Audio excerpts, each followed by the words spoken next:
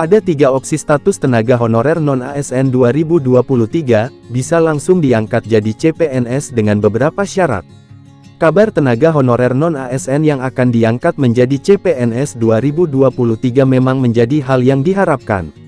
Tenaga honorer non-ASN yang kabarkan akan dihapus tahun depan, membuat CPNS 2023 menjadi kesempatan bagi mereka. Mengenai nasib tenaga honorer non-aparatur sipil negara ASN, tentu menjadi tanda tanya bagi honorer seluruh Indonesia. Kabarnya, akan ada beberapa opsi terkait status tenaga honorer non-ASN tahun depan, apa saja?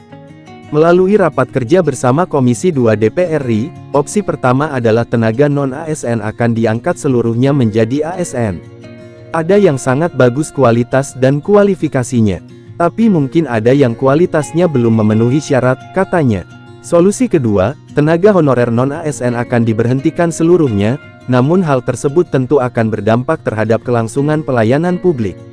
Konsekuensinya adalah terganggunya pelayanan publik. Karena banyak ASN yang masa pensiunnya sudah tiba tapi belum ada yang menggantikan di sektor-sektor pelayanan publik terutama di sektor pendidikan dan kesehatan, lanjutnya. Solusi ketiga, tenaga honorer non-ASN akan diangkat sesuai dengan prioritas. Salah satunya adalah pada pelayanan dasar yaitu guru dan tenaga kesehatan. Prioritas ini kita rumuskan, kemudian kita lakukan langkah-langkah afirmasi bagi tenaga non-ASN seperti pendidikan dan kesehatan. Tapi bukan berarti yang lain tidak prioritas, karena penataannya dilakukan bertahap, tambahnya. Lantas, apakah benar tenaga honorer non-ASN dapat langsung diangkat jadi CPNS dengan syarat?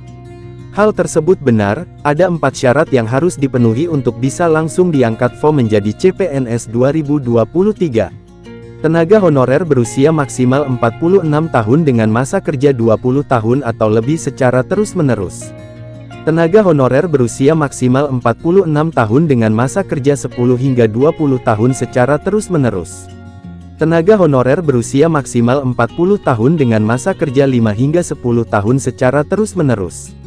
Tenaga honorer berusia maksimal 35 tahun dengan masa kerja 1 hingga 5 tahun secara terus-menerus.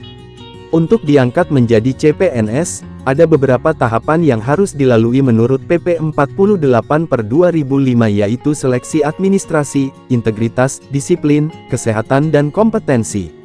Adapun formasi prioritas yang dibutuhkan oleh CPNS 2023 antara lain adalah tenaga kesehatan dan pendidik atau guru. Dalam program pengangkatan tenaga honorer tersebut, pemerintah memprioritaskan tenaga honorer dengan masa pengabdian terlama atau usia tertinggi. Jadi, tenaga honorer non-ASN bisa mempersiapkan segala sesuatunya untuk mengikuti CPNS 2023 yang akan datang.